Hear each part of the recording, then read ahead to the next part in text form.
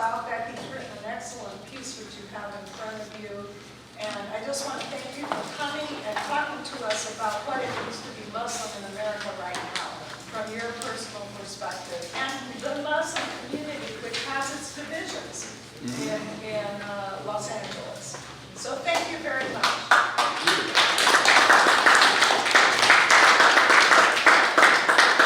Well, first of all, Grace and Steve, thank you for inviting me to be with such a lively group on a Friday morning.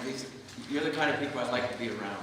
It gives me energy and gives us hope that no matter how challenging the situation is, that just being around people who share your views and are identical in values, regardless of where we come from, Muslim, Christian, Jew, atheist, it doesn't matter. As we say, one of the lessons from Dr. Too is there's no, religion without human dignity is not true religion. It really is about working for human dignity. And you could be the only one person working for it, but if that's what your religion mandates, that's what you're supposed to do. And even though there may be little that we can do, whatever we can do, we must do. And then we build on that, and you never know where it goes from there. That's really the lesson that we learned from MPAC, and I think Miriam knows that too well. Her days at MPAC, I love seeing what she's doing now in terms of her leadership, not only here but in the broader community. We're trying to produce, and that's one of MPAC's mission, really. Muslims are only 1% of the American population. It's not going to have any takeover of America, contrary to the popular belief of the people on the right. But they can be scapegoated, which is what's happening today, to justify broader political ambitions of the right. But we're only 1% of the population, and being 1% of the population, you can be overwhelmed by the situation.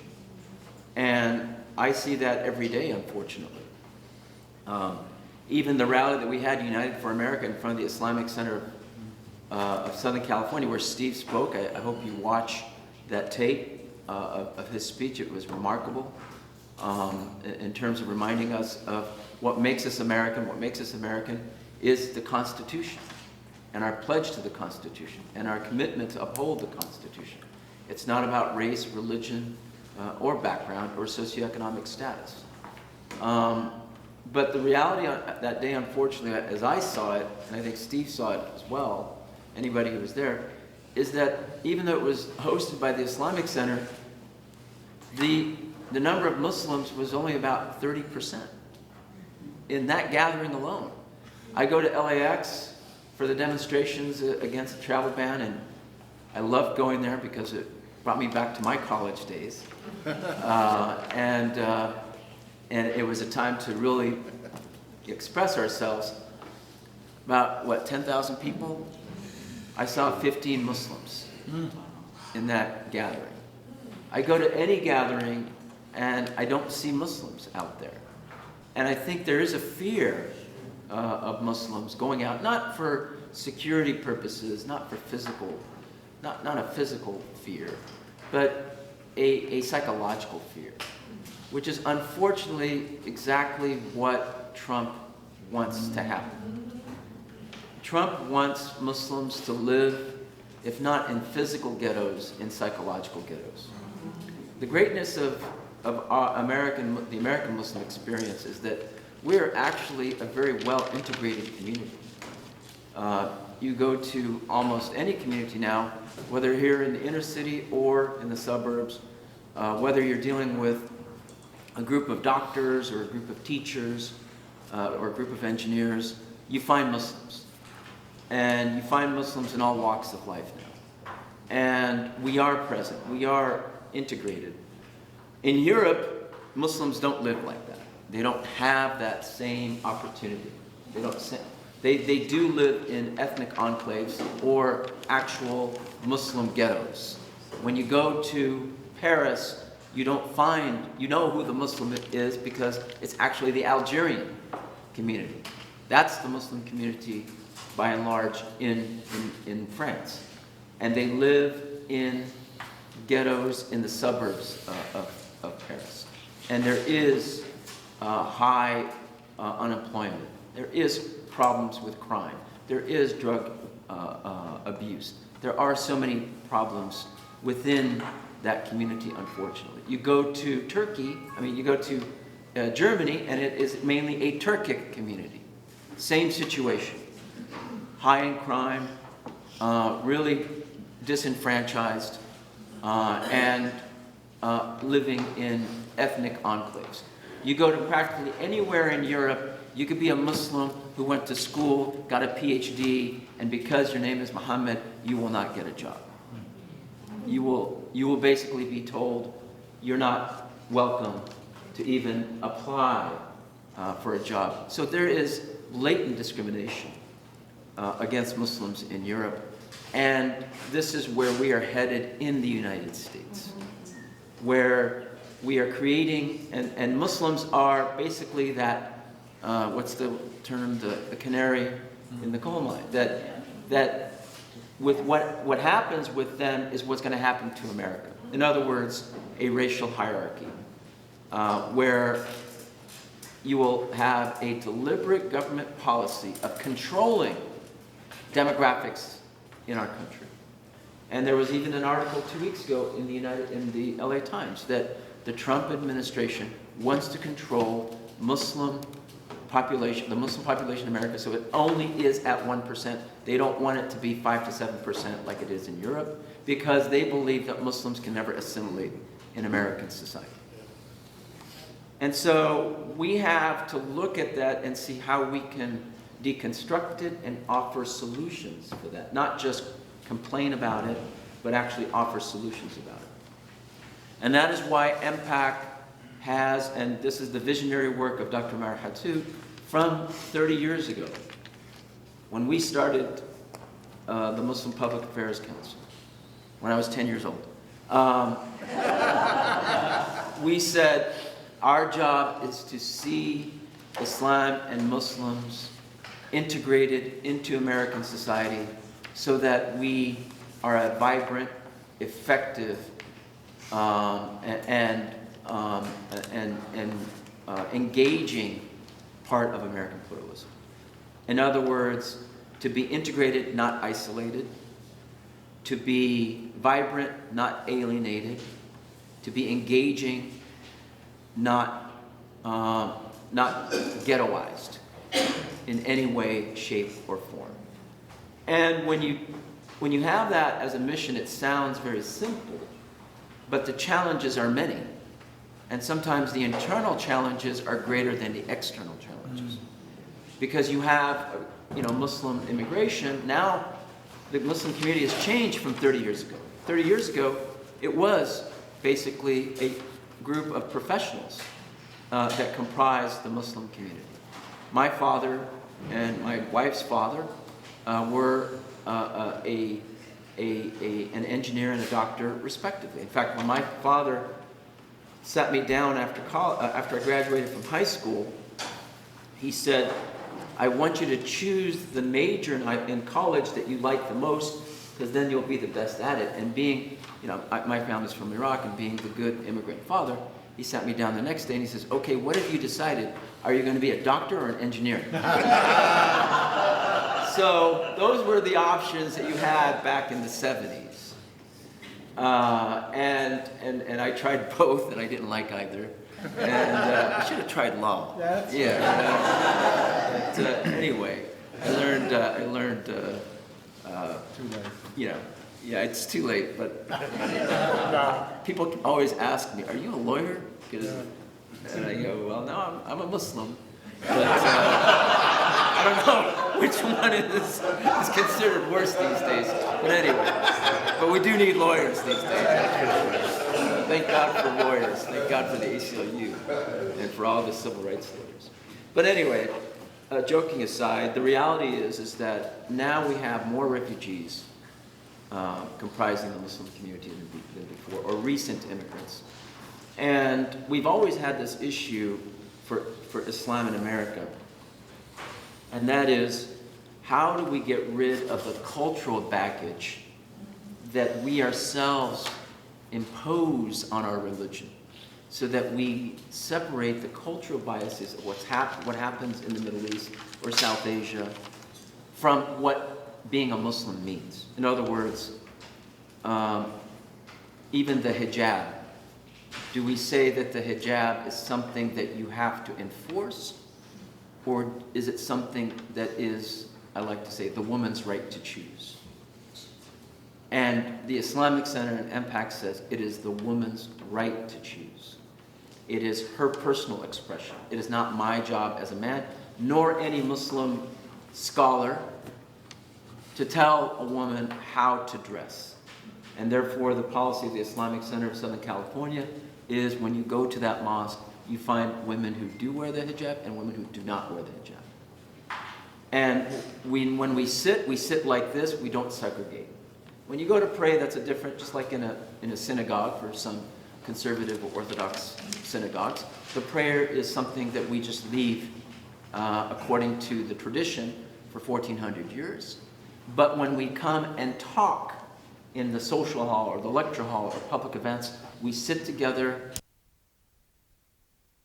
play a leading role in the Islamic Center. In other words, we do not put any barriers for women to participate in the leadership level of the Islamic Center. And the Islamic Center is one of the first centers that had a women chair of the board for this mosque. So we are proud of that. But that is something that we have moved away from vis-a-vis the understanding that you would find in the Middle East or South Asia. And that is instrumental, because we believe that we cannot have reform in the Muslim community unless there is the emancipation of Muslim women in Muslim communities. And that is still a major problem to this day. Number two, we said we would not take any money from overseas. That the money from Saudi Arabia, which was, they were ready to give us plenty of money. In 1988, they offered me $500,000. That was a lot of money then. It's still a lot of money today. You'll take it. And we said no, because we want to be financially independent, even if it meant we are poor. We do not want to take any foreign money. And it was done for philosophical reasons, not for political reasons. And so the Islamic Center, the Muslim Public Affairs Council, any of its affiliates have a policy that we will not take any foreign money. And that's so important, because I see the hypocrisy today, starting with our own government. They come and talk to us about Wahhabism and these problems. We rejected that, and we demonstrated that rejection when we reject the money from those countries, yet our government, and it's both unfortunately Democrat and Republican, are in cahoots with the Saudis in terms of geopolitics and U.S. foreign policy in the region. They bolster them, and then they come and try to pin the blame on us for the rise of Wahhabism. And this can be a conference in and of itself of U.S. policy in the region, and how it has been in bed with these extremists in Afghanistan, in Egypt, in Bosnia, Herzegovina, in so many other places, simply because it is decided that Saudi Arabia has to be a regional power, and the Saudi government must be preserved at all costs. And I believe that is what led to the rise of Al-Qaeda. When you suppress movements by siding with dictatorship, only bad things happen. First and foremost, the persecution of religious minorities, the oppression of anyone who dissents with that regime, and the rise of extremism that is a byproduct of this dictatorship. Because when people feel that they cannot protest openly, they start protesting underground, and that is really, when they say radicalization, that is the source of radicalization. And then these extremists like to, put religious dressing on it and say Islamic State and say this is all for Islam. It is not for Islam. It's for power. And when religion is combined with political power, it becomes a bastardized religion. And they bastardize jihad because jihad means striving and struggling. It does not mean holy war. They have bastardized even the idea of Sharia. Sharia doesn't mean going and punishing people. It means the path to God. And there is a Jewish path to God, and there's a Christian path to God. There is any human being's path to God that is acknowledged as a legitimate path in Islam. And Islam says to the Muslim, you go and protect religious communities. You protect the Jewish and the Christian communities. That is the legacy of Islam. And in the height of its civilization, it protected religious minorities. That is why you have a Chaldean Iraqi community of Orthodox Christians in Iraq. That is why you have a Maronite community of Catholics in Lebanon. That is why you have Palestinian Christians who are working together with Palestinian Muslims and some Jews in the occupied territories for a Palestinian state. That is why you have the Coptic Church in Egypt, because it was not only preserved, it was protected under Islamic law. That is what we mean by Sharia.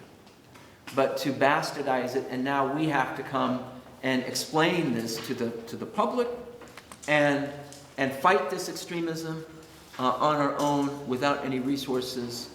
Obviously, it's an uphill battle, but it is our Islamic obligation. And to fight extremism and terrorism, it is our Islamic obligation. We are not doing this for any political gains or any political expediency. Then you have the external challenges. The external challenges are very clear to us.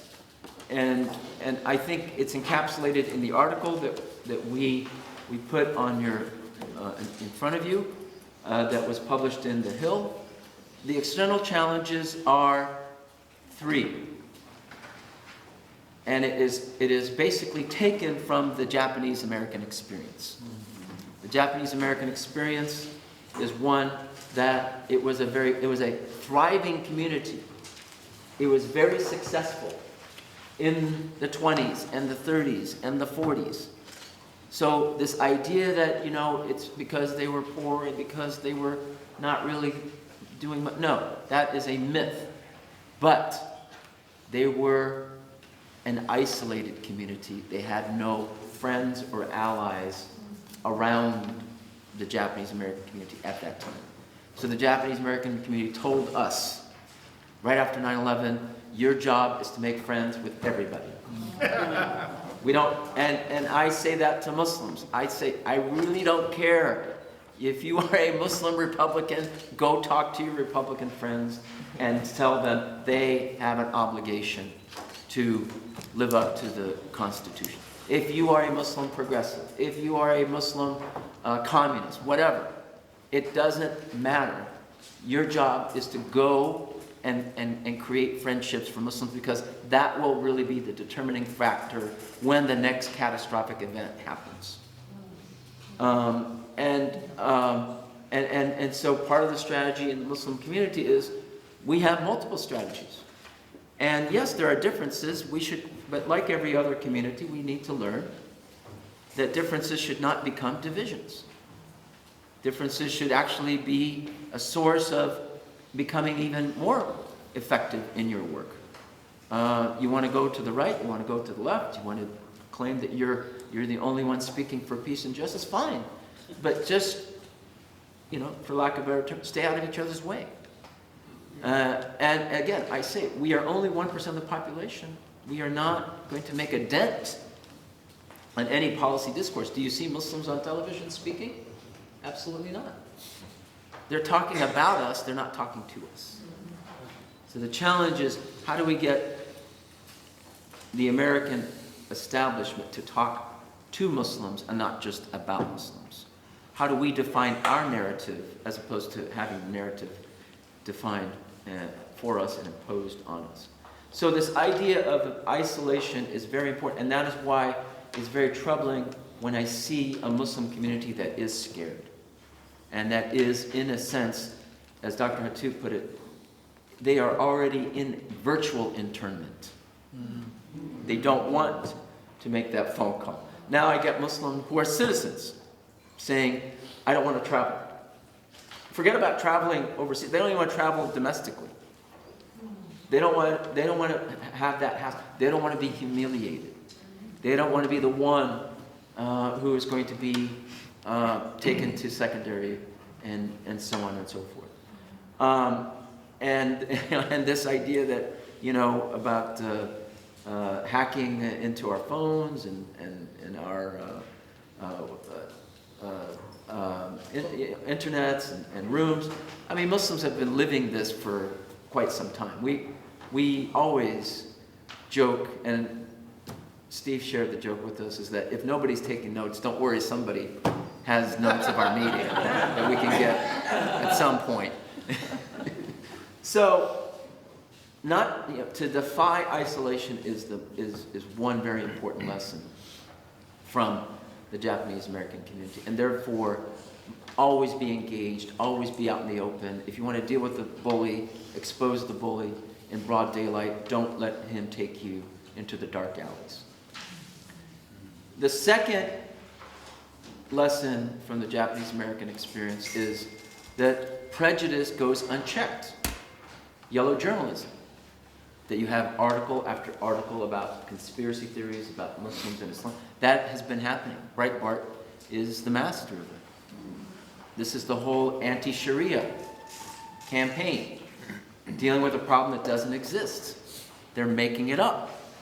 Just like they made up this problem about the LGBTQ community and formed that camp. Karl Rove was the master of it in terms of marriage, preserving marriage. I forgot exactly what that campaign was, in terms of the state ballots.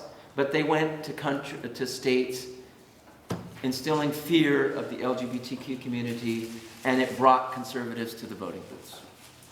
And that is exactly what they're doing today by this fear of Sharia, claiming that there's a hostile takeover by Muslims. And they call it a stealth jihad. And they come up with these clever terms that don't mean anything. And therefore they have 22 states that have the anti-Sharia initiative on their ballots.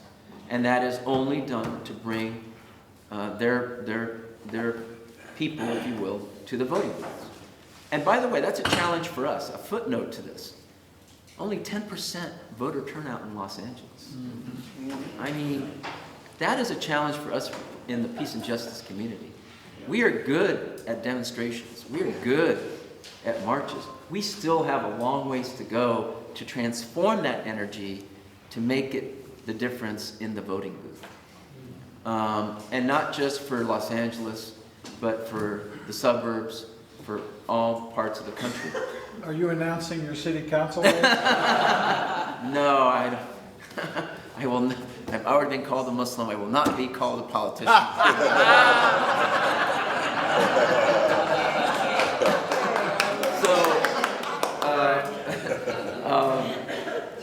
The next test for that is the 6th Congressional District of Georgia.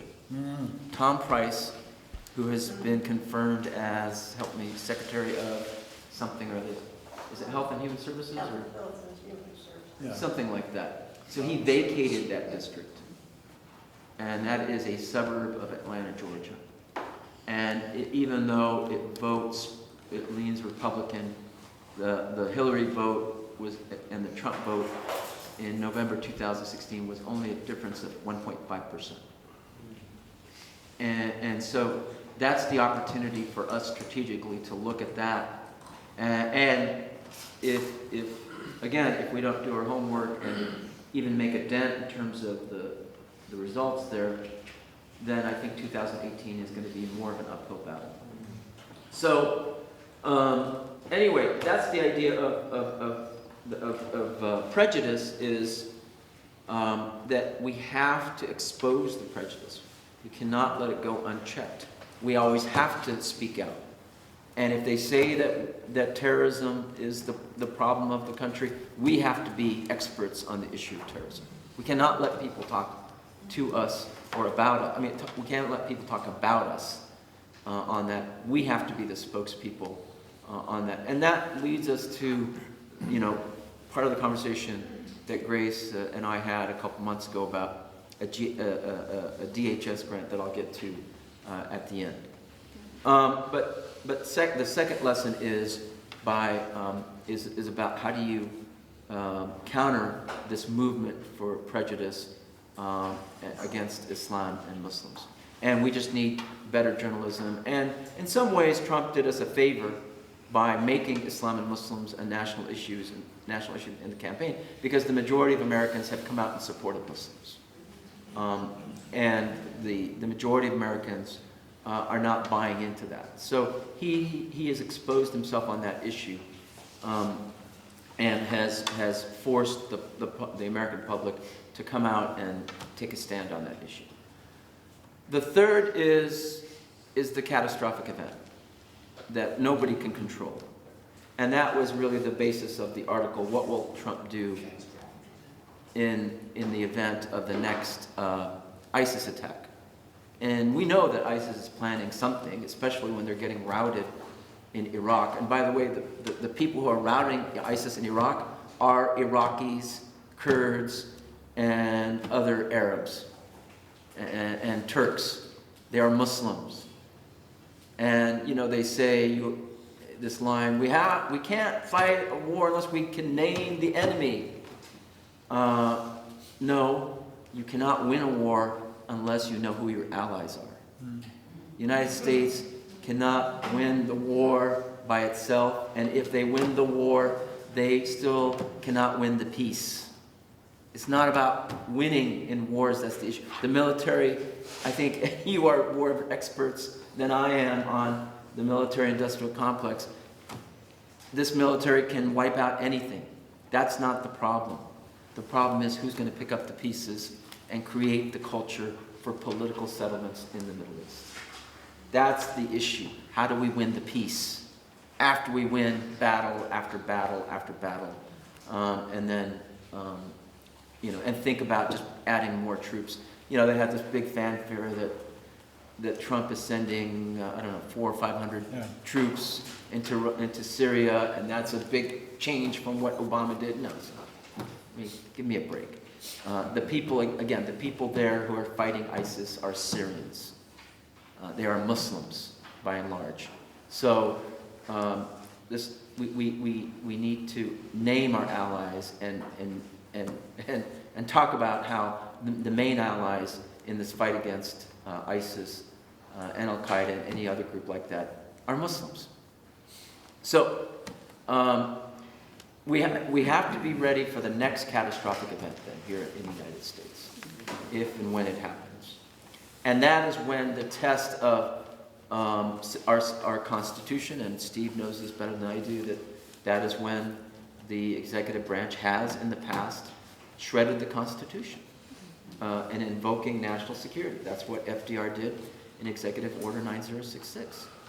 He invoked national security to support Japanese-American internment, and the Supreme Court did not overturn it in Karamatsu. The Supreme Court it's basically said, is that the Warren Court? Is that Warren? No, it was before that. So anyway, that is a lesson we have to remember, is that when they invoke national security, and that's what they're trying to do with the travel ban, is saying that's why they're using national security. That's basically their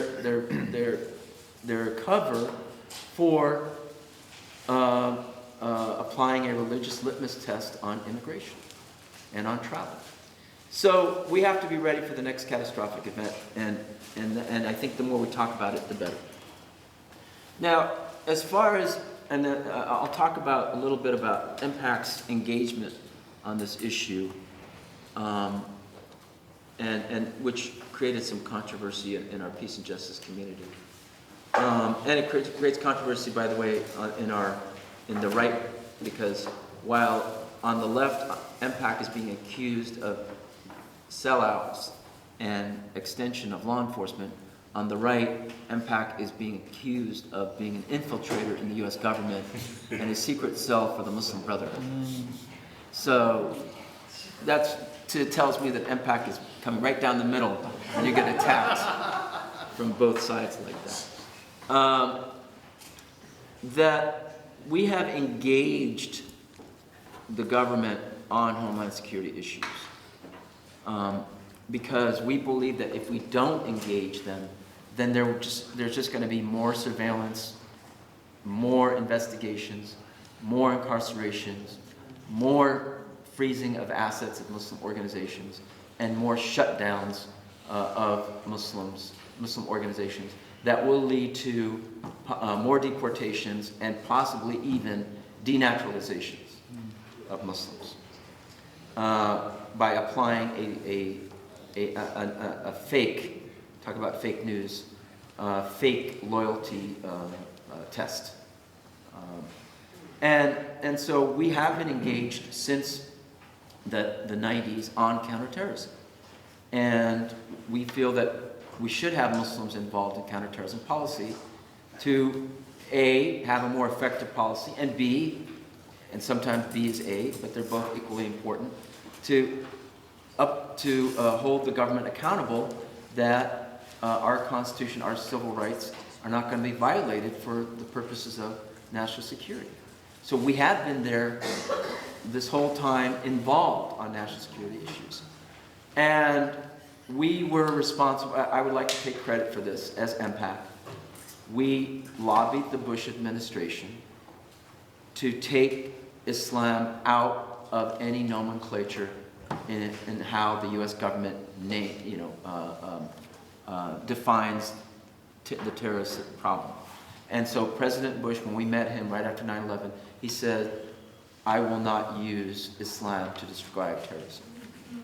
And it was actually Chertoff under Bush in 2008, not the Obama administration, that made it a policy that the U.S. government will now not call Al-Qaeda with any religious label, because they do not want to give it any religious legitimacy.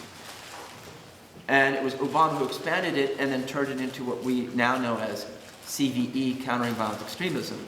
And I know countering violent extremism, there's legitimate criticism in that it can be used to securitize the community. It can still single out Muslims, and it may lead to treating the Muslim community as a suspect community.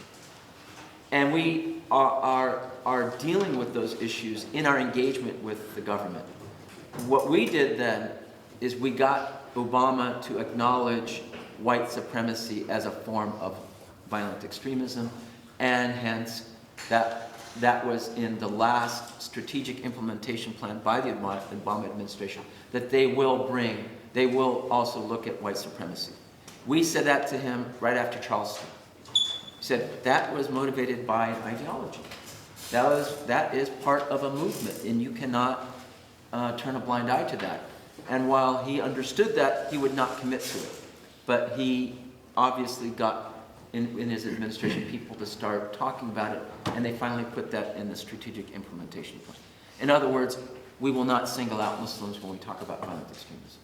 It will be, yes, ISIS is part of the problem, but these other movements in the United States should be looked upon equally, if not even, with more concern.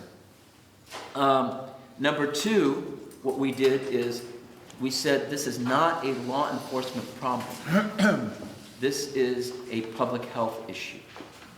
If we have a few people who go online and become radicalized, law enforcement is not going to be able to help that person. But the father or the mother or the brother or the sister who know that there's a problem, they need to know where to go for help. And right now, they don't have anywhere to go for help. There was a case in Fremont, California, of this father who was worried about his son joining ISIS. What did he do? He didn't come to us. He didn't go to the mosque. He called the FBI. That son is gone for at least 30 years. So, and then you have the case of Tamerlan Tsarnaev in Boston. He shouted in the mosque. And he said, "You're wrong, you should be talking," they were talking about Martin Luther King. And he says, "Why are we talking about non-Muslims in the mosque? We should be pure Muslims." So he obviously there was something wrong in his whole understanding of Islam. But instead of us intervening with him, we kicked him out of the mosque. For a good reason, because we don't want trouble in the mosque. No imam wants any problems in the mosque. So they will come and condemn, and they will come and try to clarify, and they will kick out anyone who causes problems. But what it does, it shunts the problem. So what we have is called safe spaces. And safe spaces means it's actually an alternative to countering violent extremism. It's an alternative to government policy. It is a community-led initiative. And instead of telling government, let's put more law enforcement resources into the community, no, let us empower the community to bring more mental health, religious counseling, public health, and any other kind of support for individuals and communities. Give them the resources to help deal with the problem. And there's a separation between public health and criminal justice, because the mental health expert, as I think many of you know, there's an oath of confidentiality. Everything is confidential between them and the person. But when something is going to turn into a violent incident, if a person says, "I'm going to commit suicide," as an example, the mental health expert knows what to do with this in the situation. Mental health expert is a mandated reporter after a certain point. After a certain point, exactly. My point to that is, I'm not qualified to even say, "Oh, does this person need rehabilitation," or are we past that point? But mental health experts are trained and mandated to do the right thing at those points. So the idea of safe spaces then is to bring mental health, public health experts to the community. So we have changed the issue from a criminal justice matter now to a public health matter. And we will infuse resources into those communities who want to participate in the program to say, here's where you can get help. And then we broaden the issue, because the problem is not, there's not a problem of radicalization in the Muslim community. When you think about the number of incidents that we're talking about, what, 5 incidents in the last 15 years of Nidal Hassan, Tamerlan Tsarnaev, Saeed Farouk, Omar Mateen, and maybe 1 or 2 other cases, right? The problem, obviously, as you know too well, is that those cases become a national and international crisis. Whereas if somebody goes and shoots up a theater in Denver, or gun violence in Connecticut, or Charleston, or Michael Wade Phillips in Oak Creek, Wisconsin, that is not a national crisis. Because we are still looking at this issue. As an American public, we're still looking at it as them versus us. When we do it, we have a few bad apples. Whereas one Republican congressman likes to say, it's a one-off. And then the administration has still not acknowledged or condemned the massacre of Muslims in Quebec, because they don't look at that as really even a concern. But when a Muslim commits an act of violence, then all of a sudden we have to look into how is this part of an international conspiracy and so on and so on. So it is an uphill battle, but that is to explain why we engage, and we got a grant from the Obama administration, $393,000, to start 3 pilot cities, Cincinnati, Detroit, and Alexandria, Virginia, not Los Angeles, with safe spaces, and the measurables for that is to form what we call CRTs, community resource teams.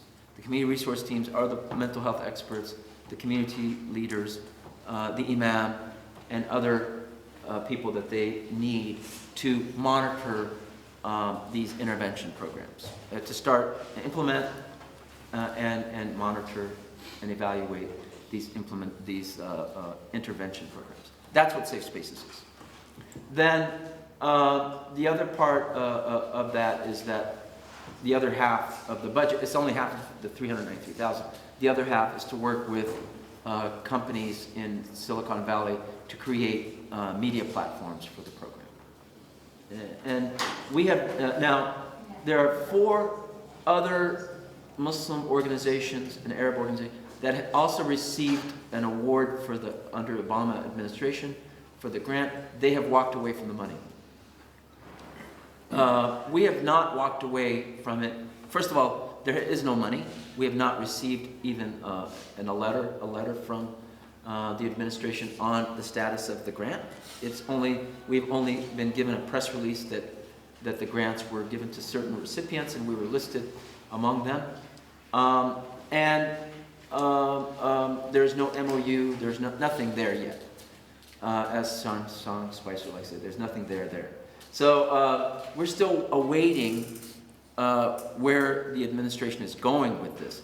If they decide to go and change the program to countering Islamic extremism, in other words, by completely nullifying any sense of a white supremacist violence problem in this country, and if they make this an official policy, and if they put that in the MOU, then we feel we should stay where we are and mount a challenge to the administration legally or politically or legislatively, or all of the above.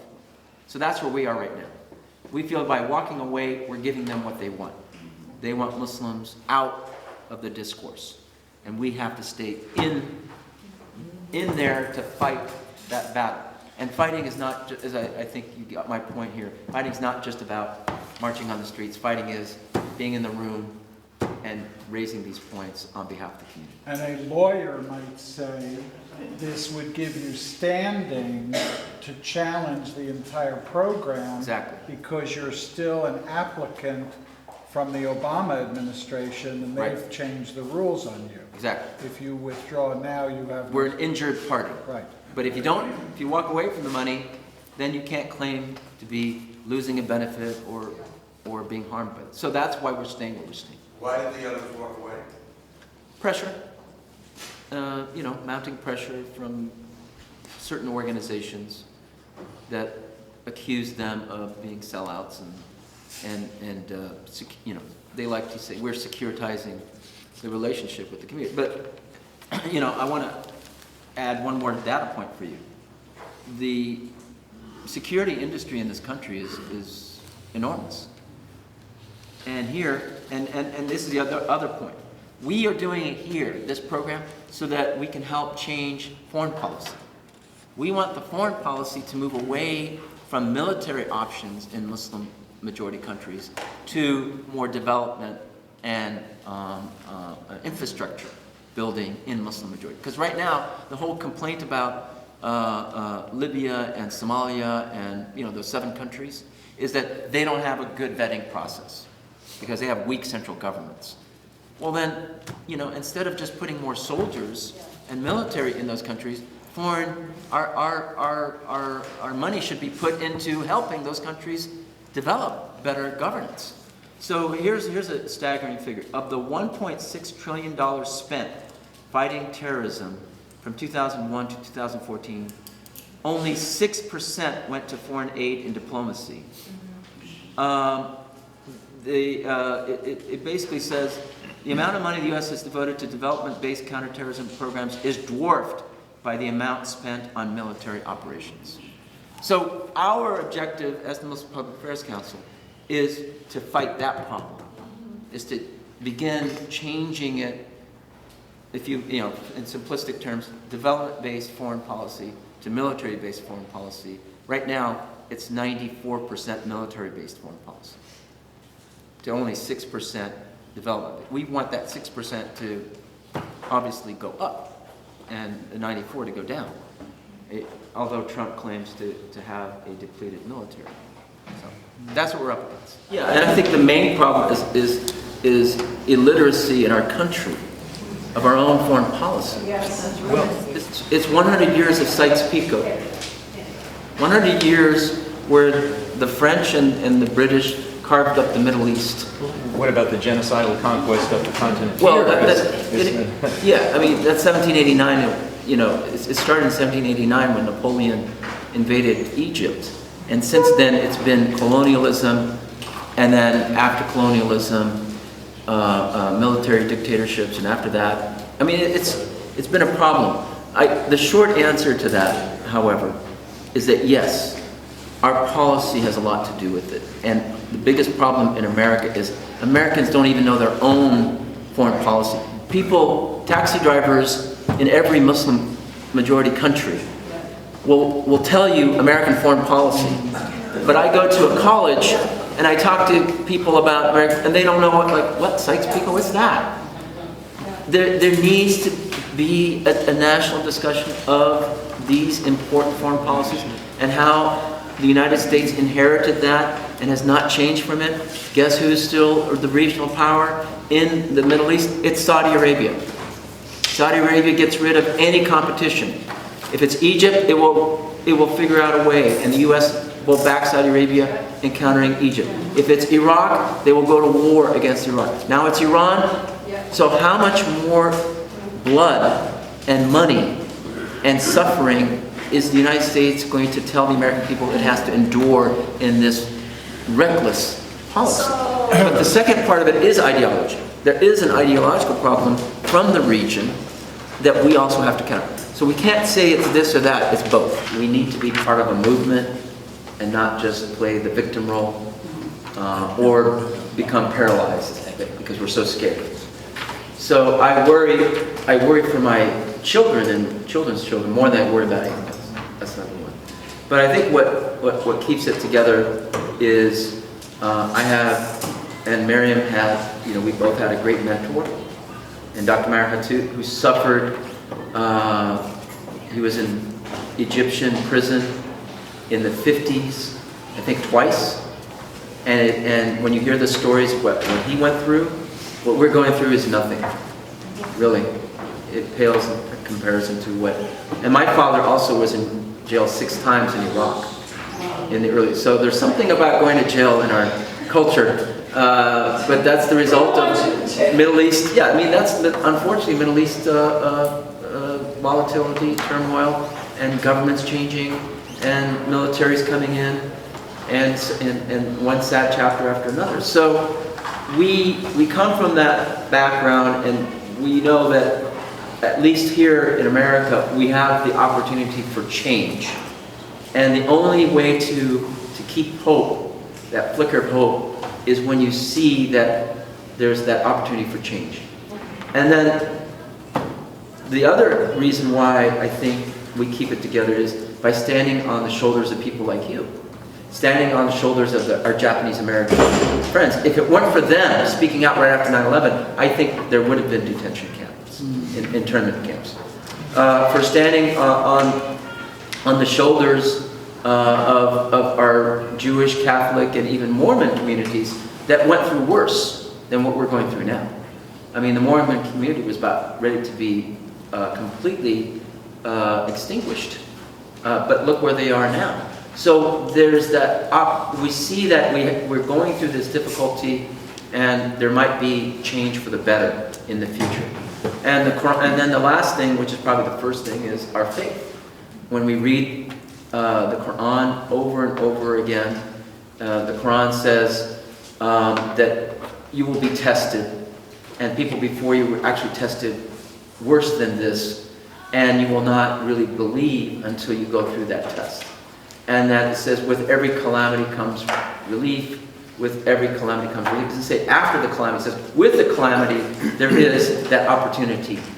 And we see that actually God's word coming manifested in what we see in people. And there are so many inspiring stories. So that flicker of hope in that darkness is the most important element of the room. And I listened to a Sikh American. She had a beautiful saying. She says, "The darkness is not the darkness of the tomb, it's the darkness of the womb." And so we are giving birth to something even greater.